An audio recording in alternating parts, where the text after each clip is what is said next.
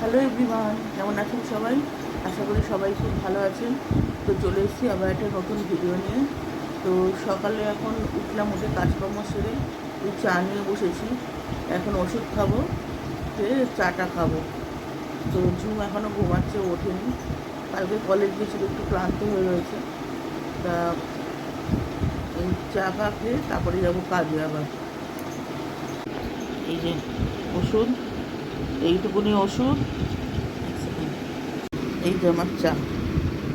এইটুকুনি ওষুধ দেখতে, অথচ না খেলে পুরো একদম উল্টে ফেলে দেয়। মানে 2-4 দিন এর আগে আমি খাইনি, দেখি কী হয় না খেয়ে। 2-4 দিন কি, প্রায় এক সপ্তাহের মতো শেষ হয়ে গেছে, আমি আর আনিনি, আমি তো বলিও নি কাউকে। ব্যাস আর মাথা তুলতে পারছি না। তো এই বাধ্য হয়ে তখন আমরা আনালাম, আবার 2-3 দিন খাওয়ার পর থেকে আবার শরীরটা ঠিক হয়েছে। তো এই চা নিয়ে বসছি।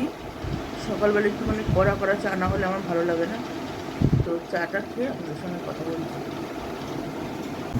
তো বন্ধুরা, একটু রাস্তায় বেরোচ্ছি, টুকটাক কিছু কেনার আছে। সকালে সেই ভিডিও করেছি, আর কিছু ভিডিও করা হয়নি। তো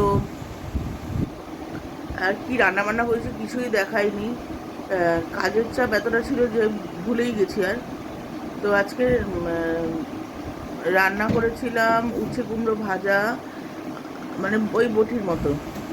আর পেঁপে আলুর তরকারি করেছিলাম, একটু ইলিশ মাছের তেল ছিল, ওই দিয়ে করেছিলাম অল্প একটু।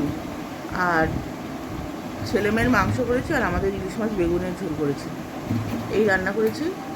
তো একটু বেরাচ্ছি, আমি রেডি হয়ে গেছি, এবার ঝুমও রেডি হয়ে গেছে।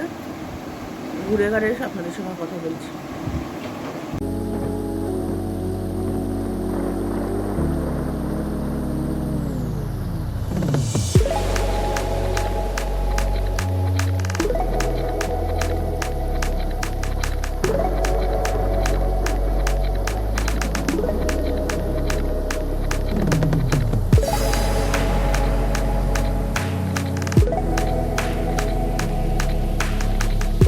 তো বন্ধুরা, রাস্তা দিয়ে অনেকক্ষণ আগেই চলে এসেছি।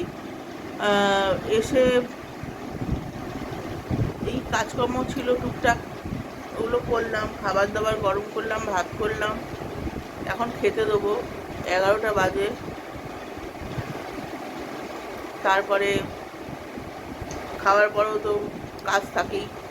এবেলা আর কিছু করিনি। এবেলা ওই ওই যা আছে, মাছ আছে, ওই ছেলেমেয়ের মাংস আছে, ওই দিয়ে চলবে। আর ডাকলাম তাই দুবাইকে, যে খেতে হয় খেতে হয়, ও পড়ছিল। আর ঝুম তো গেছিলো সঙ্গে, ঝুম এসে শুয়ে পড়েছে। ঝুমের আবার কালকে কলেজ আছে, তাড়াতাড়ি উঠতে হবে। খাবার দাবার করে পাঠাবো,